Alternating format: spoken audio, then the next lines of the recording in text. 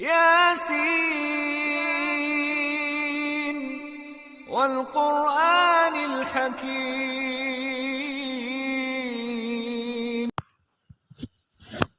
اور اللہ کا جو نام اللہ ہے وہ اسم ذات ہے، ذاتی نام ہے۔ ذاتی اور صفاتی میں کیا فرق ہے؟ اس کو آپ یہ سمجھیے کہ آپ کا ایک نام ہے، کسی کا نام عبد الرحمن ہے، یہ نام اس کا ذاتی ہے۔ وہ مولانا ہے، وہ ڈاکٹر ہے، وہ انجینئر ہے، وہ پروفیسر ہے، وہ ماسٹر ہے، یہ اس کے صفات ہیں۔ اسی طریقے سے اللہ جو ہے، اللہ کا اسم ذات ہے، لیکن اس کی صفات کیا ہے کہ وہ رحمان ہے، بڑا مہربان، وہ رحیم ہے، بہت زیادہ رحم کرنے والا، وہ مالک ہے، یعنی بادشاہ ہے، وہ قدوس ہے، ہر عیبوں سے پاک ہے، یہ اس کی صفات ہیں۔ تو اسم اللہ یعنی بسم اللہ ہے، جس کا معنی ہے اللہ کے نام سے، اللہ کے نام کے ساتھ، جو بڑا مہربان، بہت زیادہ رحم کرنے والا ہے۔ رحمان اور رحیم میں جو فرق ہے وہ یہ ہے کہ رحمان کا معنی ہے عام مہربانی کرنے والا، اور رحیم کا معنی ہے مبالغہ، جس کو کہتے ہیں کہ جتنا زیادتی کر لی جائے، زیادہ سے زیادہ۔ تو علماء نے لکھا ہے کہ رحمان اللہ کی جو صفت ہے مہربانی کی، وہ دنیا میں عام ہے، مسلمان ہو، کافر ہو، مشرک ہو، ملحد ہو، لا مذہب ہو، تمام کے اوپر اللہ کی مہربانیاں ہیں۔ اللہ کی مہربانیاں تمام مخلوقات پر ہیں۔ آپ نے کبھی سنا کہ جو لوگ بڑے نافرمان ہیں، بہت زیادہ خدا کی سرکشی کرنے والے ہیں، ان پر اللہ تعالیٰ نے کبھی روزی بند کیا ہو؟ بارش ہو رہی ہے پوری دنیا میں، تو ایسا کبھی نہیں ہوا کہ بارش کو خاص لوگوں کے لیے روک دیا گیا ہو۔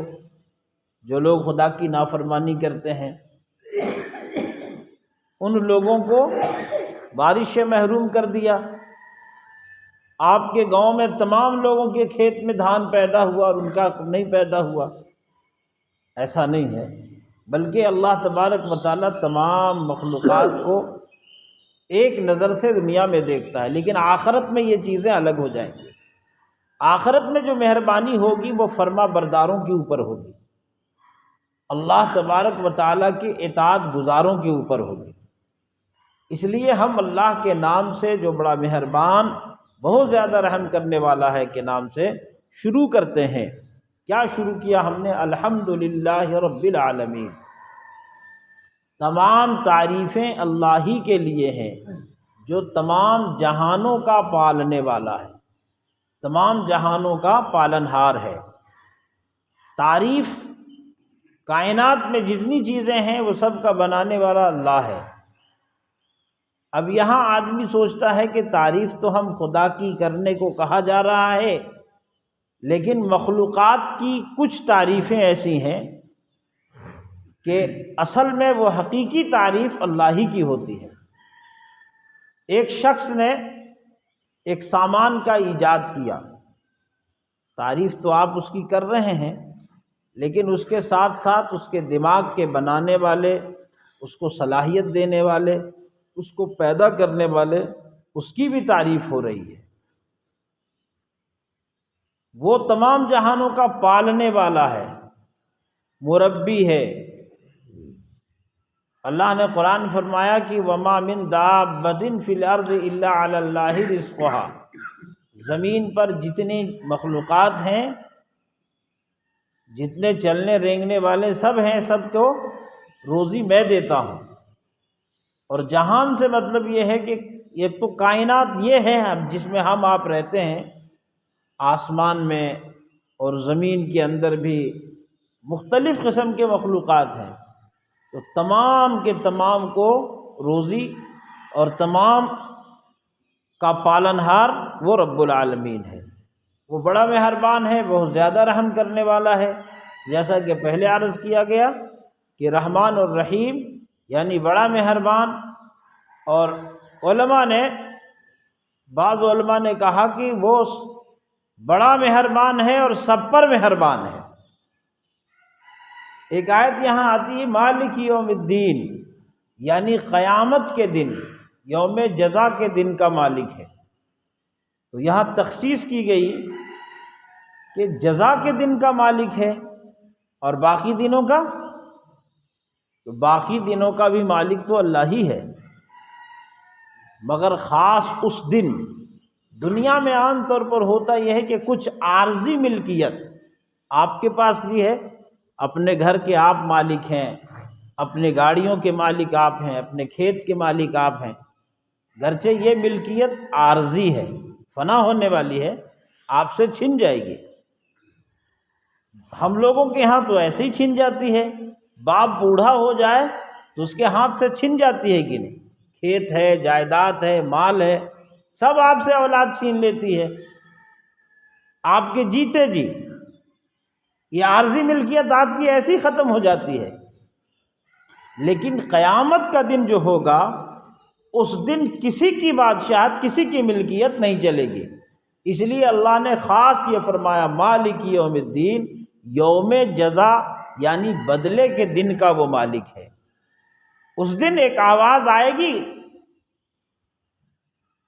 آج لمن الملک اليوم، آج کس کی بادشاہت ہے، آج کون ہے مالک؟ کوئی جواب نہیں آئے گا، چونکہ ساری دنیا تو فنا ہو چکی ہوگی، سب سور پھونکا جائے گا اور سب مٹ جائیں گے۔ اللہ فرمائے گا کہ آج کس کی بادشاہت ہے، اور خود ہی جواب دے گا للہ الواحد القہار، آج تو اس قہار کی بادشاہت ہے، میری بادشاہت ہے، اللہ کی بادشاہت ہے۔ اس دن کو بڑا بھیانک دن کہا گیا ہے۔ قرآن پاک میں دوسری جگہ پر ارشاد فرمایا کہ وہ دن جیسے 50,000 سال کا ایک دن ہوگا،